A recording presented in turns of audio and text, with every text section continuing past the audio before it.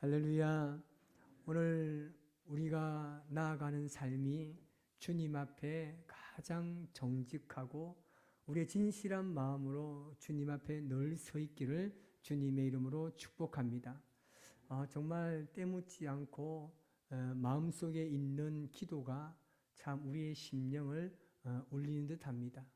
우리가 주님 앞에 어떤 포장이나 어떤 것을 더하기보다는 우리 앞에 놓여져 있는 이 사실을 바라보면서 진실한 마음으로 나아가서 정말 주님의 사랑을 매일매일 경험하는 저와 여러분의 삶이 되시기를 주님의 이름으로 축복합니다. 신앙의 간증자들을 우리가 참 많이 보게 되죠. 그런데 이 간증자들 중에서도 적지 않게끔 이 하나님의 살아계심과 역사를 간증하면서도 여전히 자기 속에 있는 것을 많은 사람들에게 자랑하는 경우를 많이 보게 됩니다. 우리는 신앙의 간증과 이 자기 자랑 사이에 있는 이 차이가 얼마나 큰지 모릅니다. 여러분, 이 신앙의 간증은 무엇입니까? 하나님을 드러내고 하나님을 자랑하는 겁니다. 그런데 이 자기 자랑은 무엇입니까? 자신을 드러내고 자신을 자랑하는 거죠. 그래서 어떨 때는 보면 이 신앙 간증하는 사람들의 간증을 들으면 참 은혜스럽기도 합니다. 그런데 한편으로 보면 그 하나님의 역사 속에 자신을 드러내는 모습이 있어서 저는 참 안타까운 부분도 있습니다. 여러분, 우리가 하나님의 은혜를 받으면 받을수록 그 은혜에 감사하며 그 은혜의 근원이 되시는 하나님을 우리는 드러내야 합니다. 그럼에도 불구하고 우리 인생에서 정말 우리가 미련하기 때문에 이 하나님의 은혜와 이 사랑을 우리는 간증으로 우리가 잘 풀어내지 못합니다. 우리의 삶으로 하나님을 자랑하지 못하고 자기를 자랑하는 사람들이 적지 않게 있습니다. 정말 그 사람이 저이고 여러분일 수도 있다는 사실입니다. 하나님께서는 이런 것을 뭐라고 말씀하셨냐면 죄라고 말씀하셨습니다. 하나님께서는 죄에 대해서는 그냥 넘어가지 않으십니다. 오늘 우리가 히스기야를 통해서 이 20장 전체적인 말씀을 통해서 자신의 자랑이 얼마나 하나님 앞에 죄가 되고 무서운 것이 되는지 오늘 말씀을 통해서 깨닫는 은혜가 있기를 바랍니다. 히스기야는 어떤 사람입니까? 정말 위대한 왕이지 않습니까? 남유다의 선한 왕이었고 그는 특별히 정말 하나님만 의지하며 살았습니다.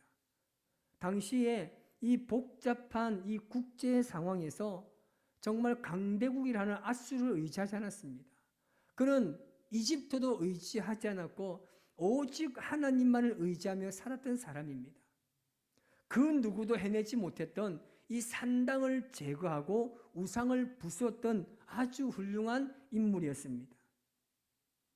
이 아수르의 이 사네립이 이 유다에 쳐들어왔을 때 그가 어떻게 했습니까? 그가 그 전가를 받고 난 이후에 그가 즉시 하나님께 기도했습니다. 하나님께서는 그의 기도를 들으시고 하나님의 사자를 보내셔서 하룻밤에 이 아수르의 사람 18만 5천 명을 그 군사들 한꺼번에 그날 새벽에 죽이셨습니다. 열왕기하 19장 35절 말씀입니다. 우리 말씀을 같이 한번 보겠습니다. 시작. 이 밤에 여호와의 사자가 나와서 아수르 진영에서 군사 18만 5천 명을 친지라. 아침에 일찍이 일어나 보니 다 송장이 되었더라. 군사적으로 싸울 수는 없습니다. 그냥 쳐들어오면 맞고 죽고 노예로 팔려가는 그런 일을 당할 수밖에 없는 군대였습니다. 그런데 아수르가 하나님 앞에 전심으로 가서 회개하고 전심으로 기도하니까 그 밤에 18만 5천 명의 군사들이 한꺼번에 죽게 된 겁니다. 그리고 그에게 또 하나님의 또 다른 징조가 임합니다. 바로 뭐냐면 죽음이 임박했다는 겁니다. 병이 든 이후에 이사야가 그 왕에게 찾아갑니다. 가서 뭐라고 이야기합니까? 왕이 죽을 것이라고 이야기합니다. 이제 왕의 집을 다 정리하십시오. 이것은 무슨 말입니까? 뭐 재산 나눠줄 것을 다 나눠주고 뭐 그냥 다 깨끗하게 정리하고 이제 죽을 준비를 하십시오 이 말입니다. 이런 누군가가 나에게 오늘 찾아와가지고 이제 갈 때가 다 됐군요. 이제 정리해야 됩니다. 이렇게 말하면 어떨까요? 당시만 해도 왕이지 않습니까? 왕이면 한마디면 끝납니다. 뭐? 여봐라, 죽여라, 끝. 그런 상황이었습니다. 그런데 히스기야가 어떻게 합니까?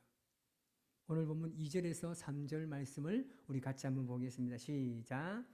히스기야가 낯을 벽으로 향하고 여호와께 기도하여 이르되 여호와여 구하오니 내가 진실과 전심으로 주 앞에 행하며 주께서 보시기에 선하게 행한 것을 기억하옵소서 하고 히스기야가 심히 통곡하더라. 아멘. 여기서 보면 뭐라고요? 내가 진실과 전심으로 주께 행한 것이라고 말합니다. 그가 하나님 앞에 지금까지 살았던 그의 삶을 하나님 한번 돌아보아 달라는 겁니다. 그래서 하나님께서 이 히스기야의 기도를 들으시고 여러분 정해진 인생의 15년의 생명을 더하게 하셨습니다. 이것이 히스기야에게는요 하나님께서 자신과 함께하는 증거가 되었습니다. 나라를 구했던 히스기야는요 자신의 생명도 기도로 영장받은 역사적으로 최초의 왕이 되었습니다. 그런데 그가 병들었다는 소식을 듣고 당시에 신흥 강대국으로 부상하고 있던 이 바벨론에서 사자들을 보냈습니다. 다시 말하면 이 강대국 이 바벨론에서 이 사절단을 보낸 거예요. 이때 히스기야가 어떻게 합니까? 이제 막 어깨가 올라갑니다. 왜요? 강대국이니까. 그 당시에 최고의 강대국이 자신의 건강을 생각하고 자신의 모든 이 나라의 상황을 이야기해주기 위해서 온 이 사절단을 보니까 너무나 기분이 좋지 않습니까? 그리고 그가 이렇게 어깨가 올라가니까 이제 어떤 사건이 생깁니까? 교만한 마음이 들기 시작합니다. 오늘 우리 본문 읽지 않았지만 12절, 13절 말씀을 우리 같이 한번 읽어봅니다. 시작. 그때에 발라단의 아들 바벨론의 왕 브로닥바달라단이 히스기야가 병들었다함을 듣고 편지와 예물을 그에게 보낸지라. 히스기야가 사자들의 말을 듣고 자기 보물고에 금은과 향품과 보배로운 기름과 그의 군기고와 창고의 모든 것을 다 사자들에게 보였는데 왕궁과 그의 나라 안에 있는 모든 것 중에서 히스기야가 그에게 보이지 아니한 것이 없었더라. 아멘.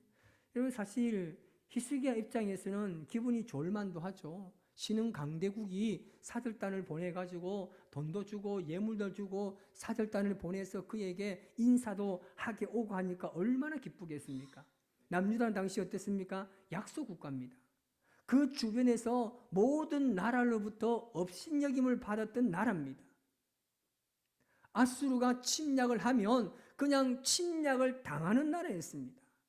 이집트에서 위협을 강하면 강할수록 그들은 계속해서 꼬리를 내릴 수밖에 없었는데 새롭게 떠오르는 신흥 강대국인 이 바벨론이 예물과 함께 사절단을 보내서 자기를 염려해 주니까 얼마나 기분이 좋았겠습니까? 그래서 히스기야는 그들에게 자기 나라에 있는 좋은 것 모든 것을 다 오픈했습니다.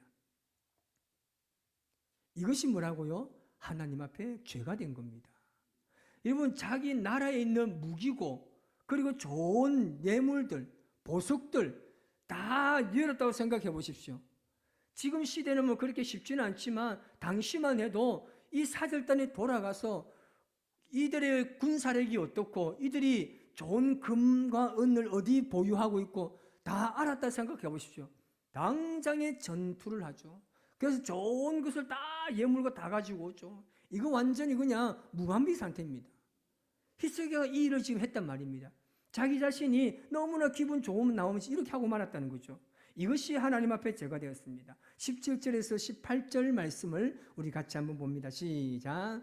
여호와의 말씀이 날이 이르리니 왕궁의 모든 것과 왕의 조상들이 오늘까지 쌓아두었던 것이 바벨론으로 옮긴 바 되고 하나도 남지 아니할 것이요 또 왕의 몸에서 날 아들 중에서 사로잡혀 바벨론 왕궁의 환관이 되리라 하셨나이다 하니. 아멘. 이 무슨 말입니까? 심판의 메시지입니다. 여러분, 이 불신자들에게 자랑해야 하는 것은 하나님께서 지금까지 나와 함께 하셨던 인생의 놀라운 증거들입니다. 그는 바벨론 사절단에게 하나님의 역사를 자랑하지 않았습니다. 지금까지 자신의 삶을 이끌어 오셨던 그 하나님의 역사는 단 한마디도 하지 않았습니다. 하나님을 자랑하지 않고 자기 자랑으로 일관했습니다. 우리나라는 이렇게 무기가 많고 우리나라 이렇게 금은 보화들이 널려 있습니다. 이렇게 막 자랑하는 거예요. 이 말은요, 그냥 와서 가져가세요라는 거예요. 보물이 얼마나 있고 창고에 얼마나 많은 귀한 물건들을 쌓아두었는지를 자랑했습니다. 이것이 하나님 앞에 여러분 죄가 되는 것인데, 단지 자기의 것을 자랑했다고 죄가 되는 것이 아니라 이것은 자신의 모든 삶을 두고 하나님의 역사를 자랑하고 지금까지 우리나라 그리고 나의 삶을 어떻게 인도하셨는지를 그것을 사람들에게 보여주고 그것을 증거해야 되는데, 오직 자신의 잘남만 지금 자랑하는 거예요. 내 죽게 되었는데 내가 15년 살았다, 이 끝인 거예요. 하나님께서 어떻게 하셨고 어떻게 이끄셨고 앞으로 우리는 이런 기대와 소망과 희망 가지고 우리나라가 살아간다는 그 놀라운 하나님의 역사를 자랑하지 않았다는 거죠. 우리는 하나님께 어떤 은혜를 입었습니까? 지금까지 살아오면서 하나님께서 우리에게 베푸셨던 은혜가 너무나 크지 않습니까? 돌아보면 10손가락으로 셀 수 없을 정도만큼 많은 은혜를 우리가 받지 않았습니까? 그런데 우리는 하나님이 나를 통해서 이루셨던 그 비밀한 일들을 말하지 않고 있습니다. 왜요? 이상하게 생각할까 봐. 내가 이것을 이야기하면 정말 이상하게 사람들이 생각할까 봐. 여러분, 그런 말 아니고도 엄청나게 많지 않습니까? 여러분, 보통 신학교를 처음 오시는 분 보면 참 특이한 분이 많아요. 요즘에는 신학도가 많이 없다 그럽니다. 지금 우리 이번 노예 전에 훈련을 해서 이 목사 훈련생들을 위해서 이제 그 교육을 하고 가르치는데 한 30명 정도가 조금 넘게 왔는데 한 30명 가까이가 좀 나이가 지긋하신 분들이 오셨대요. 신학교도 이제는 학생들이 많이 없습니다. 여러분들 중에 하나님의 소명이 있으면 신학교 가시기 바랍니다. 저는 막 가라 그럽니다. 제 딸이 아빠 저 신학 가겠으면 좀 가라 그래요. 왜요? 제가 공부 못해서 괜찮아요. 가라 해도 안 가기 때문에 괜찮아요. 그런데 그 중에서 보면요, 그분들 보면 교수들과 함께 이야기를 할 때 무슨 이야기를 하냐면 하나님께서 새벽에 갑자기 저한테 너 신학교 가라 이래서 왔다고 이렇게 이야기합니다. 그건 탈락입니다. 우리가 하나님 앞에 하나님의 이름을 자랑할 것이 이거밖에 없습니까? 이런 솔직하게 제가 이 자리에 서 있는 것도요, 하나님의 은혜가 아니면 제가 서 있을 수 없습니다. 지금 여러분들 마찬가지 아닙니까? 여러분들 지금 이 자리에 앉아 있는 것이 하나님의 은혜 아니고서 어떻게 말할 수 있겠습니까? 내가 한동대 다니는 거 하나님 은혜 아닙니까? 아멘? 여러분, 내가 사업하는 것, 여러분 내가 직장을 다니고 있는 것, 이거 하나님의 은혜가 아닙니까? 지금 내 가족이 함께 있고 함께 먹고 마실 수 있는 것, 이거 은혜 아닙니까? 얼마나 많습니까? 지금 내가 호흡하고 있는 것 너무나 은혜입니다. 제가 우리 청년들과 주일 되면 한 번씩 운동을 하는데 할 때 되면 제가 정말 얼마나 감사한지 몰라요. 이 아이들 20대입니다. 제가 50대입니다. 생각은 만 49세지만 어쨌든 이 아이들과 함께 호흡하면서 운동할 수 있는 건요, 정말 저는 은혜로 고백합니다. 여러분, 하나님을 자랑하는 간정의 삶을 살지 않고 자기를 자랑합니다. 하나님께서 일하셨던 것을 힘해주고 내가 잘해서 이런 것들이 갈수록 선명해진 인생을 살아간다면 우리가 어떻게 예수님의 이름을 증거하며 살아갈 수 있겠습니까? 오늘 이 시간 우리 자신의 인생을 돌아보시고 여러분 하나님을 자랑하시기 바랍니다. 지금 나를 있게 하신 하나님을 자랑하시기 바랍니다. 여러분, 자랑할 것이 없습니까? 그러면 과거에 내 삶에 일어났던 그 내 삶을 돌아보면 충분히 하나님의 역사를, 그 하나님의 은혜를 우리는 발견할 수 있습니다. 과거를 살펴보면 하나님께서 나를 어떻게 이끌어 가셨고 어떻게 역사하셨는지 선명하게 길이 보일 것입니다. 그래서 우리는 하나님의 역사가 중요한 거예요. 그래서 여러분, 역사가 굉장히 중요합니다. 우리 젊은 세대들은 역사를 공부해야 됩니다. 역사를 알아야 되죠.